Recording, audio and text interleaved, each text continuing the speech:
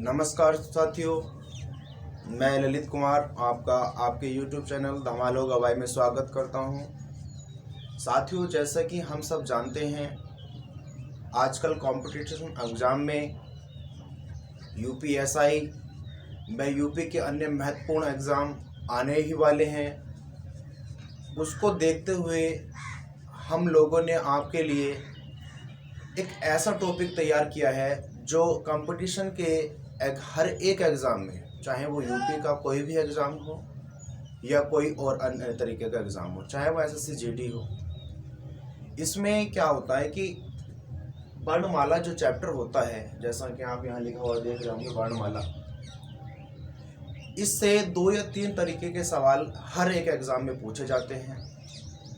तो आइए बने रहिए हमारे इस चैनल में और इस वीडियो को आप पूरा देखिए। मैं उम्मीद करता हूं कि ये वीडियो देखने के बाद आपको हिंदी वर्णमाला से जो भी परेशानी होती है, जो भी दिक्कत होती है, वो अब नहीं होने वाली है। तो मैं शुरुआत करता हूं। अगर आप हमारी वीडियो में सबसे पहली बार वीडियो देख रहे हैं, तो सबसे पहले आप अपने चैनल को सब्सक्राइब कीजिए और साथ में बेल आइकन को प्रेस करना बिल्कुल मत भूलिए। तो साथियों, आज हम शुरुआत करते हैं वर्णमाला की। तो जैसा कि आपको पता है कि वर्णमाला यानी कि सबसे पहले अगर मैं बात करता हूँ भाषा क्या चीज़ होती है, ये भाषा का जन्म कहाँ से हुआ, क्यों हमें भाषा की ज़रूरत पड़ती है, आइए हम तरीके से समझते हैं। सबसे पहले अगर आपसे पूछा जाए, एग्ज़ाम में आपके सवाल आए कि भाषा शब्द की उत्पत्ति कौन सी धातु से हुई है, भाषा शब्द की उत्पत्ति जो हुई है साथियों, वो भांस धातु से हुई है। इस सवाल को आप नोट कर लीजिए। भांस धातु से ही वर्णमाला की शुरुआत हुई है। आपके एग्जाम में सीधा 1 नंबर का क्वेश्चन पूछ लिया जाएगा कि बताइए भाषा की उत्पत्ति किस धातु से हुई है। तो आपको ध्यान रखना है कि भाषा की जो उत्पत्ति हुई है वो भांस धातु से हुई है। आइए भाषा का अगर मैं बात करूं कि भाषा को क्या इसका डेफिनेशन होगी, तो साथियों ध्यान रखेंगे, मैं हूं और मेरे साथ में कोई मेरा एक दोस्त है। मुझे अपने विचार दूसरों तक पहुंचाने हैं। मेरे मन में कोई चीज़ चल रही है और मैं जो हूं अपने विचार दूसरे व्यक्ति के दिमाग में अगर मैं पहुंचाना चाहता हूं, तो मुझे एक माध्यम की ज़रूरत होती है। माध्यम चाहे वो इशारों का माध्यम हो सकता है, चाहे वो किसी को कुछ भी कह लीजिए, मतलब भाषा एक ऐसा माध्यम है जिसके माध्यम से हम अपने विचार दूसरों के साथ शेयर कर सकते हैं, साझा कर सकते हैं। तो शुरुआत करते हैं। अगर हम बात करते हैं कि भाषा का जन्म कहाँ से हुआ, तो भांस धातु से हुआ है, ये चीज़ आप ध्यान रखेंगे। फिर दूसरी चीज़ क्या है कि भाषा की जननी जो है, या भाषा की मैं कहने लीजिए कि भाषा की सबसे छोटी इकाई क्या होती है। भाषा की सबसे छोटी इकाई क्या होती है साथियों, वो ध्वनि होती है। भाषा की सबसे छोटी इकाई ध्वनि होती है। ध्वनि को हम वर्ण भी बोलते हैं। वर्ण से क्या बनता है, शब्द बनता है। शब्द से क्या बनता है, वाक्य बनता है। और वाक्य से क्या बनता है, आपका अनुच्छेद बनता है। और अनुच्छेद से हम क्या कहते हैं, इसके बाद हम पैराग्राफ भी बोल सकते हैं इसको। तो ध्यान रखेंगे कि भाषा की सबसे छोटी ध्वनि मतलब इकाई क्या है, वर्ण या ध्वनि है। उसके बाद शब्द बनता है, उसके बाद वाक्य बनता है और उसके बाद हम अनुच्छेद बनाते हैं या पैराग्राफ बनाते हैं। तो वर्णमाला की सबसे पहले तो मैं बात करता हूं कि ये वर्णमाला जो है, इसका परिभाषा क्या होगी। तो साथियों, आप जानते ही हैं वर्णमाला की यदि मैं परिभाषा की बात आप लोगों से करूं, तो वर्णों का एक व्यवस्थित क्रम जो सुव्यवस्थित तरीके से लिखा हो, वर्णमाला कहलाता है। क्या कहलाता है, वर्णमाला कहलाता है। साथियों, यदि मैं बात करता हूं कि वर्णमाला ये क्या होता है, तो ये 2 चीजों से मिलकर बना होता है। नंबर 1 जो होता है, ये आपका स्वर होता है, और नंबर 2 होता है आपका व्यंजन। पूरी वर्णमाला इन स्वर और व्यंजन चैप्टर पर डिपेंड करती है, स्वर पे और व्यंजन पे। अब स्वर क्या होते हैं, व्यंजन क्या होते हैं, ये भी मैं आप लोगों के साथ डिस्कस करूंगा कि स्वर किसे कहते हैं और व्यंजन किसे कहते हैं। तो सबसे पहले आइए समझते हैं कि स्वर क्या होता है। तो स्वर साथियों होता है कि जिन वर्णों को हम स्वतंत्र रूप से बोल सकते हैं, या जिन वर्णों का उच्चारण करते समय हमें किसी माध्यम की या किसी भी अन्य वर्ण की आवश्यकता ना पड़े, वो क्या कहलाता है? स्वर कहलाता है। और उसी के साथ क्या है कि व्यंजन क्या होते हैं? व्यंजन वे होते हैं, व्यंजन वे वर्ण कहलाते हैं जिसको बोलते समय हमें स्वरों की सहायता लेनी पड़े, तो वो क्या कहलाते हैं? हमारे व्यंजन कहलाते हैं। सबसे पहले अगर मैं बात करूं कि स्वर क्या होते हैं, तो साथियों ध्यान रखेंगे कि ये ए, आ, छोटी ई, बड़ी ई, छोटा ऊ, बड़ा ऊ, री, ए, आई, ओ, औ, अंग और अह, ये क्या होते हैं हमारे? ये होते हैं स्वर। इनका उच्चारण करते समय हमें किसी अन्य स्वर की आवश्यकता नहीं होती है, इसीलिए क्या कहलाते हैं? स्वर कहलाते हैं। और अगर मैं बात करूं कि स्वर का यूज कहाँ होता है, जैसे मैंने एक वर्ड लिखा है यहाँ पे आदमी,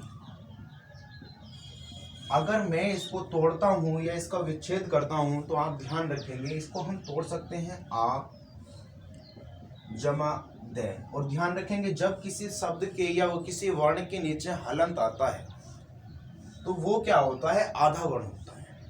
और उसके बाद क्या है? ए जमा मैं और जमा बड़ी ई, ये क्या हो गया? ये आदमी का हमने तोड़ के रूप लिखा, आ जमा दे जमा ए जमा मैं और जमा बड़ी ई, तो ये क्या हुआ? ये आदमी का विच्छेद हुआ।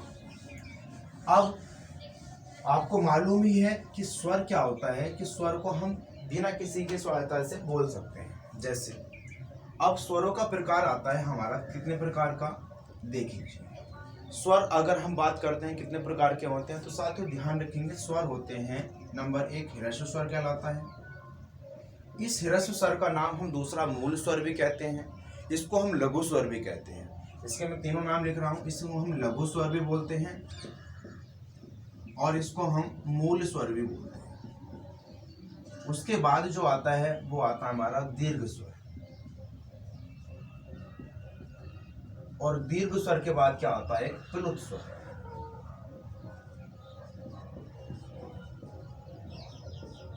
जैसे कि नाम से विदित है, ह्रस्व का मतलब होता है छोटा, लघु का मतलब होता है छोटा, और मूल तो मूल होता ही है।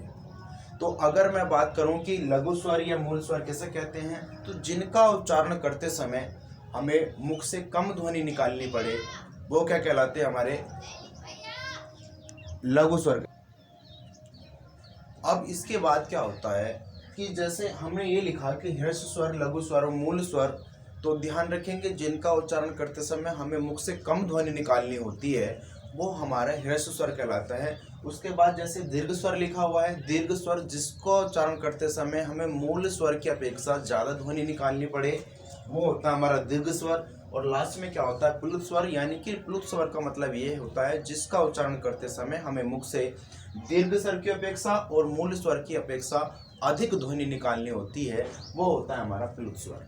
तो सबसे पहले अगर हम बात करते हैं कि लघु स्वर कौन कौन से होते हैं, तो ध्यान रखेंगे ए, ई, छोटा ऊ और री, ये होते हैं हमारे लघु स्वर। आपके एग्जाम में सीधा क्वेश्चन पूछ ले जाता है कि बताइए मूल स्वर कौन कौन से होते हैं या इनमें से मूल स्वर को छाटिए। तो आपको ध्यान रखना है कि जहाँ पे ए होगा, छोटे ई होगी, छोटा ऊ होगा और री होगा, तो उसका मतलब क्या हुआ कि वो जो होंगे आपके लघु स्वर होंगे, मूल स्वर होंगे या फिर ह्रस्व स्वर होंगे। फिर उसके अतिरिक्त जो बचे जैसे आ, बड़ी ई, बड़ा ऊ, ए, आई, ओ और आओ,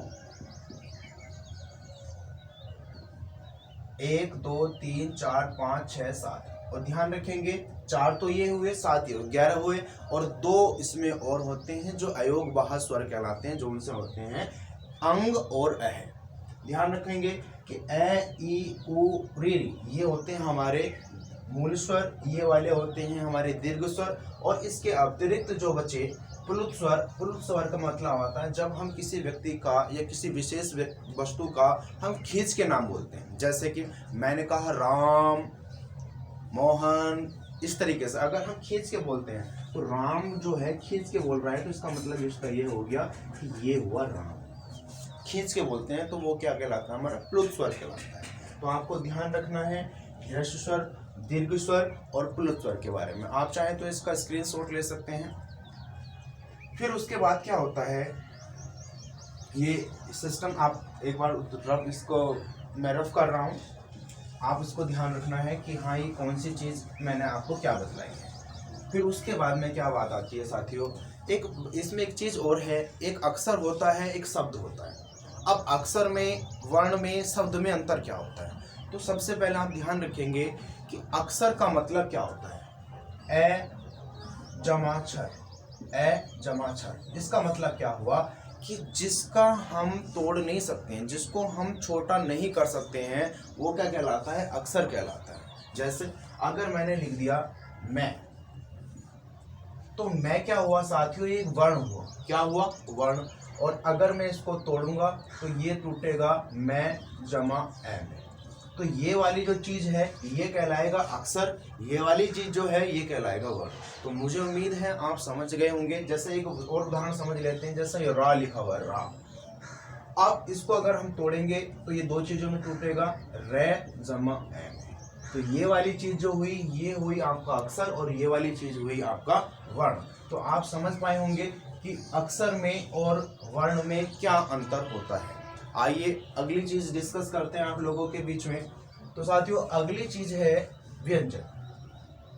व्यंजन कितने प्रकार के होते हैं, कौन कौन से होते हैं, ये मैं आपको बताता हूं। तो सबसे पहले ध्यान रखेंगे, अगर आपके पेपर में सीधा क्वेश्चन पूछ लिया जाता है कि स्पर्शी व्यंजनों की संख्या क्या होती है, तो आप ध्यान रखेंगे स्पर्शी व्यंजनों की संख्या साथियों होती है 25।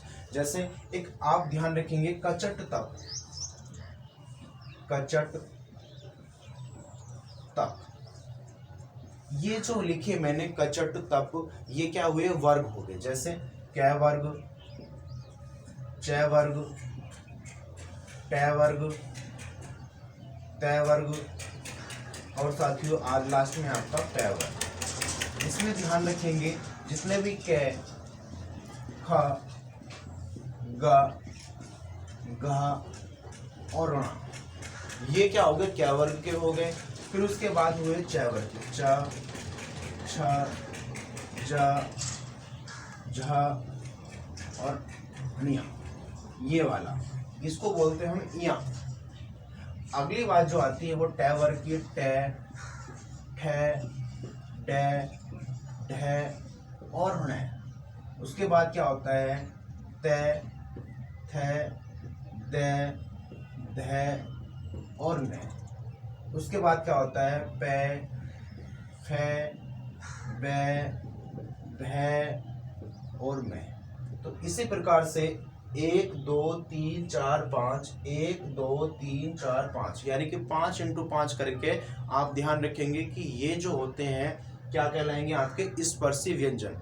अगर आपसे पेपर में सवाल पूछ लिया जाता है कि बताइए स्पर्शी व्यंजनों की संख्या कितनी होती है, तो आप ध्यान रखेंगे स्पर्शी व्यंजनों की संख्या होती है साथियों 25। अब उसके बाद में क्या होता है, जैसे ये चीज़ हो गई हमारे पास, तो इसमें अगली चीज़ जो आती है वो आता है आपका कौन सा कंठ्य वर्ण होता है, कौन सा आपका मूर्धन्य होता है, कौन सा आपका तालव्य होता है। इस तरीके से क्वेश्चन पूछ लिया जाता है। तो साथियों ध्यान रखेंगे जो हमारा कै वर्ग होता है ये हमारा कंठ्य होता है।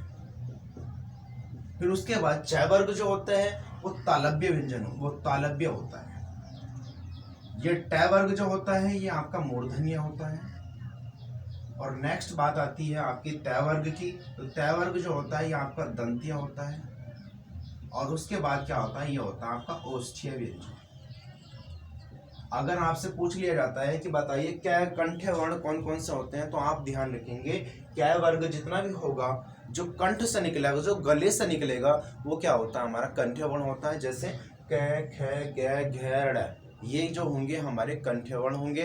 फिर उसके बाद आती है तालव्य व्यंजन की, कि तालव्य व्यंजन कौन से होते हैं, तालु से जो हमारी जीभ टच करती है, हमारी जिह्वा जो तालु से टच करती है वो क्या कहलाते हैं, हमारे तालव्य व्यंजन कहलाते हैं साथियों। जैसे च, छ, ज, झ, ण, ये क्या होंगे हमारे तालव्य व्यंजन होंगे। फिर उसके बाद क्या आता है मूर्धन्य व्यंजन। मूर्धन्य व्यंजन जो होंगे वो ट, ठ, ड, ढ, ड़ ये होते हैं। फिर उसके बाद क्या होता है दंतीय व्यंजन। दंतीय व्यंजन होते हैं त, थ, द, ध, न, ये क्या होते हैं हमारे दंतीय व्यंजन होते हैं। और उसके बाद लास्ट में क्या आता है प, ह, ब, भ, म, ये क्या होते हैं हमारे, ये होते हैं साथियों ओष्ठ्य व्यंजन। अब इसी से सवाल पूछ लिया जाता है। इसके लिए एक ट्रिक हम ये बताते हैं के, टी, एम, डी, एच। के से मतलब हो गया कंठ्य, टी से मतलब हो गया तालव्य, एम से मतलब हो गया मूर्धन्य, डी से मतलब हो गया दंतीय और एच से मतलब हो गया ओष्ठ्य। तो ध्यान रखेंगे इस ट्रिक के माध्यम से आप कभी भी कंफ्यूज नहीं होंगे। आप के टी एम डी एच ध्यान रखें, के टी एम डी एच, और इसके माध्यम से हम ये बता सकते हैं कि कौन सा वर्ण जो है वो मूर्धन्य है, कंठ्य है, तालव्य है या अन्य है। तो ध्यान रखेंगे ये हो गया आपके व्यंजन के बारे में। अब इसके अतिरिक्त जो सवाल व्यंजन से पूछे जाते हैं वो मैं आपको लिखवा रहा हूँ, डिस्कस कर रहा हूँ। तो सबसे पहले आप ध्यान रखेंगे कि ये वाली चीज जो मैंने बताई ये होती है स्पर्शी व्यंजनों की संख्या 25 होती है। कौन सा वर्ण कंठ्य होता है आप ये भी ध्यान रखेंगे। फिर इसके अतिरिक्त क्या होता है, इसमें होता है एक अघोष एक सघोष। एक अघोष और एक सघोष होता है साथियों। एक होता है इसमें अल्प प्राण और महाप्राण। आप ध्यान रखेंगे वर्ग का पहला और दूसरा, वर्ग का पहला और दूसरा ये क्या होता है, ये अघोष होता है, अघोष। और बाकी क्या होते हैं, ये सघोष होते हैं। ये क्या होता है, अघोष हो गया। और बाकी इसके अतिरिक्त जो बचे तीसरा चौथा पांचवा वो क्या होते हैं, सघोष होते हैं। और इसी के प्रकार जो है जैसे तीसरा चौथा पांचवा इधर लिख रहा हूं मैं, तीसरा चौथा पांचवा जो ये वर्ण हुआ ये हो गया हमारा सघोष। नेक्स्ट बात आती है कि अल्प प्राण कौन से होते हैं, महाप्राण कौन से होते हैं। तो आप ध्यान रखेंगे दोस्तों कि अल्प प्राण जो होंगे, अल्प प्राण जो होंगे साथियों वो होंगे वर्ग का पहला, तीसरा और पांचवा।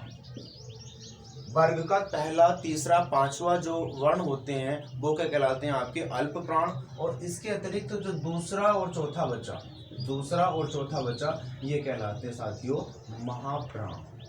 तो आप उम्मीद करता हूं आप कभी भी ये चीज नहीं भूल पाएंगे, क्योंकि आपको ध्यान रखना है कि अल्प प्राण में 1 3 5 और महाप्राण क्या हो गया 2 4 हो गया। फिर इसके बाद जो होता है वर्ग, ये अघोष जो होता है पहला और दूसरा हो जाएगा। इसके बाद तीसरा चौथा पांचवा जो होगा ये होगा आपका सघोष। तो उम्मीद करता हूँ कि आपको ये वीडियो पसंद आ रही होगी। अच्छी तरीके से मैं बेहतर बताने की कोशिश कर रहा हूँ आप लोगों को। तो अगर आप अभी तक आपने मेरे इस वीडियो को लाइक नहीं किया है तो सबसे पहले आप लाइक कीजिए। फिर उसके बाद क्या होता है साथियों, उसके बाद मैं इसको रफ कर रहा हूँ।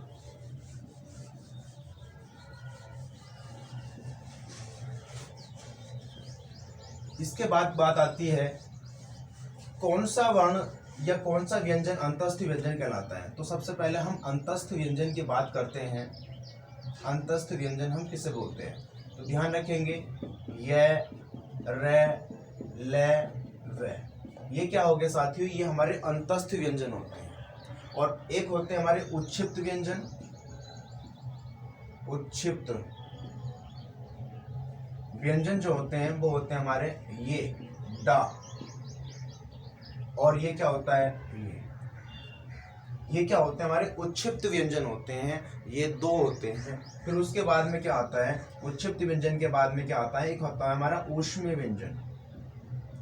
ऊष्मीय व्यंजन, ऊष्मीय व्यंजन होते हैं साथियों वो होता है श, श, श और है, ये हमारे कहलाते हैं ऊष्मीय व्यंजन। और उसके बाद में क्या बात आती है, अंतस्थ हो गया, उच्छिप्त हो गया, ऊष्मीय हो गया। अब उसके बाद में क्या होता है साथियों, संयुक्त व्यंजन।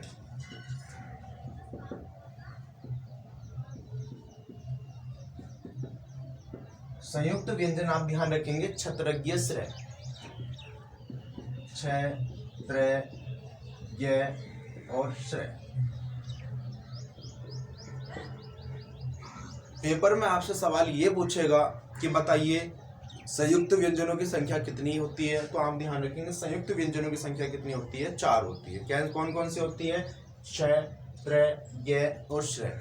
अब अगर हम आपसे पूछे कि किस किस के योग से मिलके बन के होते हैं, तो ध्यान रखेंगे ये बनेगा कै और जमा श, ये बनेगा तय जमा रै, और ये बनेगा भैया जय जमा इया, और ये बनेगा आपका श और जमा रै। तो ये वाले क्या कहलाएंगे, हमारे संयुक्त व्यंजन कहलाते हैं। कि संयुक्त व्यंजन कितने होते हैं, 4 होते हैं। कौन कौन से, क्षत्रज्ञ श्रेय, आप ध्यान रखेंगे क्षत्रज्ञ श्रेय। इसके बावजूद जो है अंतस्थ व्यंजन आपका क्लियर हुआ, उच्छिप्त व्यंजन आपका क्लियर हुआ, ऊष्मी व्यंजन क्लियर हुआ और संयुक्त व्यंजन क्लियर हुआ। इसके अतिरिक्त जो होता है वो अगर आपसे पूछ लिया जाता है कि वत्स्य व्यंजन कौन कौन से होते हैं, तो आप ध्यान रखेंगे दोस्तों, वत्स्य जो हमारे मसूड़ों द्वारा बोले जाते हैं, वत्स्य व्यंजन। तो वत्स्य व्यंजन जो होते हैं वो श, जय, रे और ले, ये क्या होते हैं, हमारे वत्स्य व्यंजन होते हैं। साथियों ध्यान रखेंगे, वत्स्य यानी कि जिसको बोलते समय, जिसका उच्चारण करते समय हमारी जीभ मसूड़ों से टच करती है, वो होते हैं हमारे वत्स्य व्यंजन। अब उसके बाद में क्या होता है, अर्धस्वर की अगर मैं बात करूं, अर्धस्वर किसे बोलते हैं, तो अर्धस्वर होता है साथियों य और व, ये हमारे अर्धस्वर कहलाते हैं। आपको कभी भी चीज नहीं भूलनी है कि अर्धस्वर कौन सा होता है, य और व होता है। फिर उसके बाद आता है लुंठित व्यंजन कौन सा होता है, लुंठित व्यंजन कौन सा होता है साथियों, तो आप ध्यान रखेंगे लुंठित, और एक होता है आपका लुंठित व्यंजन के बाद क्या होगा, एक होता है आपका पार्श्विक व्यंजन।